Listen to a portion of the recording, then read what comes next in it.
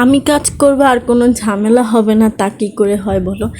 তো আমি ফিলার ক্যান্ডেলটার প্রথমে বউগোলা করে নিয়েছিলাম রেড কালার দিয়ে। পরে আমি কস্টিপ না মেরেই ক্যান্ডেল ঢালতে গিয়েছিলাম। আমার খেয়াল ছিল না যে এটার মাঝখান বরাবর কাটা আছে। তো আমি ক্যান্ডেল ঢালতে গিয়ে অনেকটা ক্যান্ডেল ফেলে দিয়েছি। পরে অফলাইনে ওইটা আমি কস্টিপ মেরে ক্যান্ডেলটা ঢেলেছি, তখন আর এই সমস্যাটা হয়নি। আর একটা নতুন লাভ ক্যান্ডেল এসেছে, তো ওইটারই একটা অর্ডার ছিল, তো ওইটাই বানিয়েছি। সাথে একটা ফিলার ক্যান্ডেল অর্ডার ছিল আপুটার, আর একটা টিউলিপ ক্যান্ডেল ছিল, আর একটা রোজ টাইপের ক্যান্ডেল, ওইটাও অর্ডার ছিল।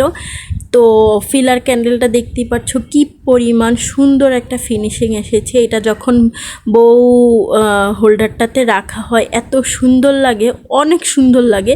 তো এটার আপনারা যে কোনো কালার কাস্টমাইজ করে নিতে পারবেন, হোয়াইটের মধ্যেও নিতে পারবেন, বিভিন্ন কালারের মধ্যেও নিতে পারবেন।